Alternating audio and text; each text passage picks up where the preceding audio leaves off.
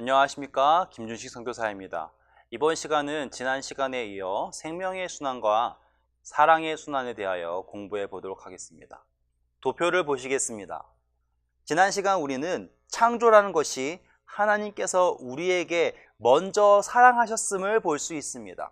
그 먼저 사랑하심이 우리에게 창조라는 역사로 이루어졌다는 것을 알 수 있습니다.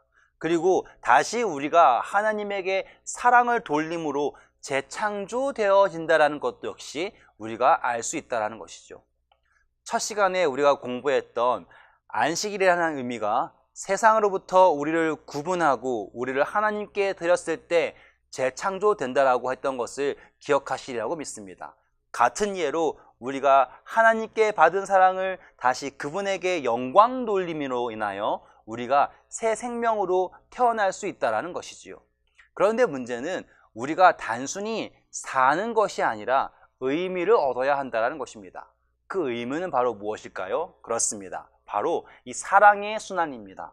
내 이웃을 내 몸과 같이 사랑하라는 것. 이것을 위하여 제가 컵을 한번 준비해 보았습니다.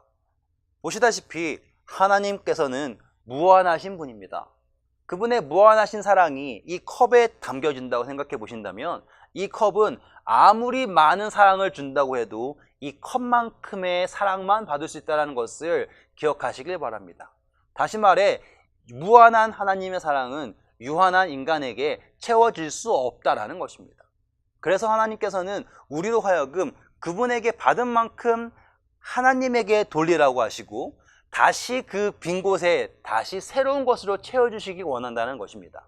그리고 그 하나님의 그 무한한 사랑을 체험하기 위하여 우리로 하여금 우리가 받은 그 사랑을 다시 이웃에게 전하라는 것입니다.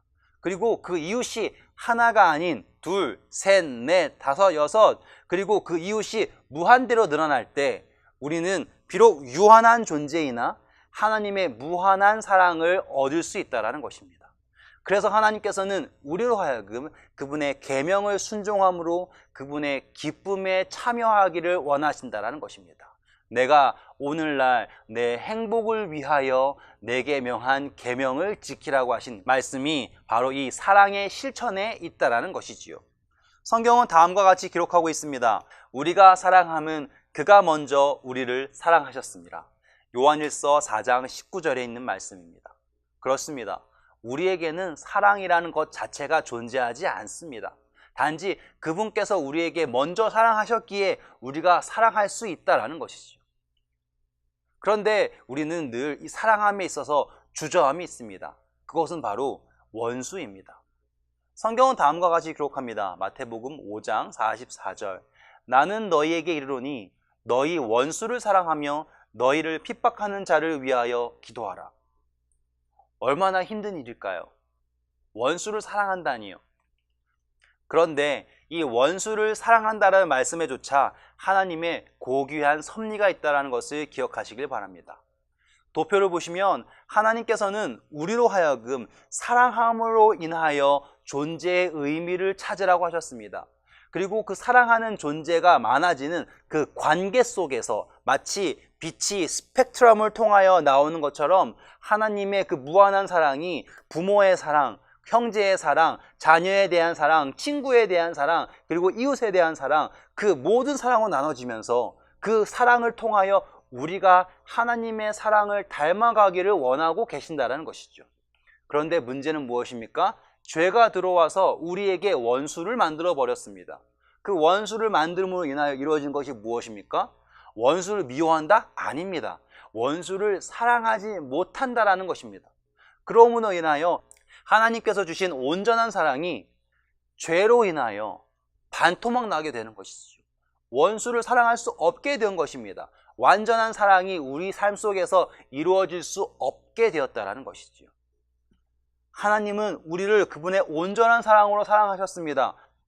하나님께서 우리에게 주신 그 사랑의 계명은 단순히 우리로 하여금 사랑하고 싶지 않은 원수를 사랑하는 것이 아니라 그 원수마저 사랑함으로 하나님께서 본래 우리에게 주신 온전한 사랑을 이루게 하시길 원하신다는 것입니다.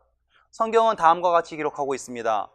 우리가 사랑함은 그가 먼저 우리를 사랑하셨습니다. 그렇습니다. 하나님께서 우리를 사랑하셨기에 우리가 사랑할 수 있는 것입니다. 나에게 사랑이 있어서가 아니라는 것이지요. 그리고 나는 너희에게 이르노니 너희의 원수를 사랑하고 너희를 핍박하는 자를 위하여 기도하라고 하신 말씀의 근거는 다음과 같습니다. 그러므로 하늘에 계신 너희 아버지의 온전하심과 같이 너희도 온전하라고 하신 예수님의 소망이 담겨 있다는 것입니다. 비록 우리의 육신은 죄로 인하여 망가졌습니다. 결코 완전할 수 없다라는 것이지요. 하지만 하나님께서 우리에게 남겨두신 것이 있습니다. 그것은 바로 사랑이라는 것입니다. 여전히 하나님께서 주신 그 사랑은 하나님께서 온전히 이루신 것처럼 우리 안에서도 온전히 이루어질 수 있다는 것을 기억하시길 바랍니다. 하나님께서는 그분의 온전하신 것 같이 우리도 그분의 사랑 안에서 온전하기를 바라고 계십니다. 그것이 바로 우리의 창조의 목적이자 존재의 이유라는 것을 기억하시길 간절히 바랍니다. 감사합니다.